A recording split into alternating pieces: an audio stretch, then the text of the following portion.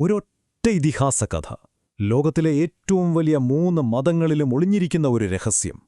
ഒന്നാലോചിച്ചു നോക്കൂ, യഹൂദമതം, ക്രിസ്തുമതം, ഇസ്ലാം മതം, ഇതെല്ലാം ഒരേ ഒരു പ്രപഞ്ച യുദ്ധത്തിന്റെ കഥയാണ് പറയുന്നതെങ്കിലോ, അങ്ങനെ ഒരു സിദ്ധാന്തത്തിലേക്കാണ് നമ്മൾ ഇന്നിറങ്ങിച്ചെല്ലാൻ പോകുന്നത്. അപ്പോ എന്താണ് ഈ കഥയുടെ ഒരു കാതൽ? ഈ സിദ്ധാന്തം പറയുന്നത് ഇത്രയുള്ളൂ: നമ്മൾ വിശ്വസിക്കുന്ന മതങ്ങളുടെയെല്ലാം അടിത്തട്ടിൽ നന്മയും തിന്മയും തമ്മിലൊരു വലിയ യുദ്ധം നടക്കുന്നുണ്ട്. അത് തുടങ്ങിയത് സ്വർഗത്തിലാണെങ്കിലും അതിന്റെ പ്രകമ്പനങ്ങൾ നമ്മൾ ഇന്നും ഭൂമിയിൽ അനുഭവിച്ചുകൊണ്ടിരിക്കുന്നു. ശരി, ഈ യുദ്ധം എവിടെ, എങ്ങനെയാണ് തുടങ്ങിയത്? അത് മനസ്സിലാക്കണമെങ്കിൽ നമ്മൾ ആദ്യം ഈ കഥയിലെ ഏറ്റവും വലിയ ശക്തിയായ ദൈവത്തിലേക്ക് തന്നെ നോക്കണം.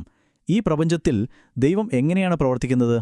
ഈ സിദ്ധാന്തമനുസരിച്ച് ദൈവത്തിനൊരു രൂപമില്ല. അപ്പോ ഈ ലോകത്ത് പല കാര്യങ്ങളും ചെയ്യാൻ ദൈവത്തിന് കുറച്ച് കൈകൾ വേണം. ആ കൈകളാണ് നമ്മുടെ പ്രധാന ദൂതന്മാരെന്ന് വിളിക്കുന്ന ഈ ആത്മീയ ശക്തികൾ. ഓരോരുത്തർക്കും ഓരോ പ്രധാനപ്പെട്ട ജോലിയുണ്ട്.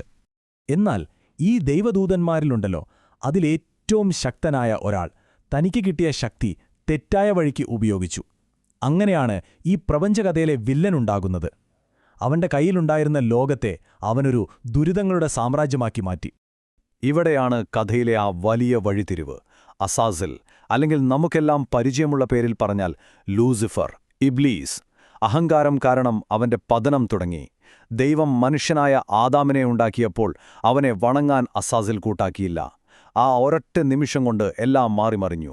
ദൈവകോപം അവന്റെ ലോകത്തെ ചുട്ടരിച്ചു. അതാണ് നമ്മളിന്ന് നരകം എന്ന് വിളിക്കുന്ന ആ ഇടം. ഈ ഒരൊറ്റ സംഭവം സൃഷ്ടിയെ രണ്ടായിട്ടങ്ങ് വിഭജിച്ചു. ഒന്ന്, ദൈവസാന്നിധ്യമുള്ള തികച്ചും ആത്മീയമായ സ്വർഗം. 2, നമ്മളെല്ലാം ജീവിക്കുന്ന ഈ ഭൗതിക ലോകം. ഈ സിദ്ധാന്തം പറയുന്നത് എന്താണെന്ന് വെച്ചാൽ, നമ്മൾ ജീവിക്കുന്ന ഈ ലോകം യഥാർത്ഥത്തിൽ ഒരു ജീവനുള്ള നരകത്തിന്റെ ഉപരിതലം മാത്രമാണ്. ഒരു വില്ലനുണ്ടെങ്കിൽ അവനെ തോൽപ്പിക്കാൻ ഒരു ഹീറോ വേണ്ടേ? തീർച്ചയായും വേണം. ഇവിടെയാണ് കഥ ശരിക്കും ഇൻട്രസ്റ്റിംഗ് ആകുന്നത്. കാരണം ഈ 3 മതങ്ങളും ഇങ്ങനെയൊരു രക്ഷകൻ വരുമെന്ന് പ്രവചിക്കുന്നുണ്ട്. പക്ഷേ ആരാണ് ആ രക്ഷകൻ? ആരാണ് ഈ മനുഷ്യപുത്രൻ? അപ്പോൾ ഈ മനുഷ്യപുത്രൻ എന്ന പേര് ഇത് 3 മതഗ്രന്ഥങ്ങളിലും നമുക്ക് കാണാൻ പറ്റും. പക്ഷേ ഇവിടെയാണൊരു ട്വിസ്റ്റ്. ക്രിസ്ത്യാനികൾ പറയുന്നു ഇത് യേശുക്രിസ്തുവാണെന്ന്. യഹൂദർ പറയുന്നു ഇത് വരാനിരിക്കുന്ന മിശിഹായാണെന്ന്. ഇസ്ലാമിലാണെങ്കിൽ ഇത് മഹദിയാണ്. കണ്ടില്ലേ, ഒരേ പേര്, പക്ഷെ 3 പേര്. ഇതെങ്ങനെ ശരിയാവും? ഇവിടെയാണ് ഈ വാദത്തിലെ ഏറ്റവും വലിയൊരു ചോദ്യം വരുന്നത്. ക്രിസ്ത്യാനികൾ മനുഷ്യപുത്രനായി കാണുന്നത് യേശുവിനെയാണ്. പക്ഷേ ബൈബിൾ നോക്കിയാൽ യേശു മനുഷ്യപുത്രനെപ്പറ്റി സംസാരിക്കുന്നത് താനല്ലാത്ത ഭാവിയിൽ വരാനിരിക്കുന്ന വേറൊരാളെക്കുറിച്ചാണ്. എന്തുകൊണ്ടായിരിക്കും അത്? ശരി, ഈ ആശയക്കുഴപ്പത്തിന് ഈ സിദ്ധാന്തം പറയുന്നൊരു പരിഹാരമുണ്ട്. നമുക്കതിലേക്ക് കടക്കാം. അതിന്റെ തുടക്കം വളരെ ലളിതമായൊരു കാര്യത്തിൽ നിന്നാണ്. വീണുപോയ ആ മാലാഖയ്ക്ക് ഒരു പകരക്കാരൻ വേണമായിരുന്നു. ഈ ചോദ്യത്തിനുള്ള ഉത്തരം തേടി ഈ സിദ്ധാന്തം നമ്മളെ കൊണ്ടുപോകുന്നത് യഹൂദരുടെ ചില പഴയ ഗ്രന്ഥങ്ങളിലേക്കാണ്. അവിടെ ഹാനോക്ക് എന്നൊരു സാധാരണ മനുഷ്യന്റെ കഥയുണ്ട്. അദ്ദേഹം മരിച്ചില്ല, പകരം ദൈവം അദ്ദേഹത്തെ സ്വർഗ്ഗത്തിലേക്കെടുത്തു. എന്നിട്ട് മെറ്റാട്രോൺ എന്ന ഭയങ്കര ശക്തനായൊരു മാലാഖയാക്കി മാറ്റി. മെറ്റാട്രോണിന് കിട്ടിയ പദവികൾ നിങ്ങളൊന്ന് നോക്കൂ. ദൈവത്തിന്റെ സൃഷ്ടിയിലെ കരം, മാലാഖമാരുടെ എല്ലാം അധിപൻ, എന്തിനേറെ ചെറിയ യാഹുവേ എന്നുവരെ അദ്ദേഹത്തെ വിളിച്ചു. ചുരുക്കി പറഞ്ഞാൽ, വീണുപോയ അസാസിലിന്റെ സ്ഥാനത്തേക്ക് വന്ന പ്രപഞ്ചത്തിന്റെ പുതിയ മാനേജർ. അപ്പോ എങ്ങനെയാണ് ഈ മെട്രാട്രോൺ എന്ന വ്യക്തിത്വം ഈ 3 മതങ്ങളിലെയും പ്രവചനങ്ങളെ ഒന്നാക്കുന്നതും മനുഷ്യപുത്രന്റെ രഹസ്യം പുറത്തുകൊണ്ടുവരുന്നതും? അതാണ് നമ്മൾ ഇനി നോക്കാൻ പോകുന്നത്. അപ്പോ എന്തുകൊണ്ടാണ് അദ്ദേഹത്തെ മനുഷ്യപുത്രൻ എന്ന് വിളിക്കുന്നത്? ഈ സിദ്ധാന്തം പറയുന്നതനുസരിച്ച് അതൊരു അലങ്കാരപ്രയോഗമൊന്നുമല്ല. അത് അക്ഷരാർത്ഥത്തിൽ സത്യമാണ്. കാരണം ബാക്കിയുള്ള മാലാഖമാരെപ്പോലെ സ്വർഗ്ഗത്തിൽ ജനിച്ച ആളല്ല അദ്ദേഹം.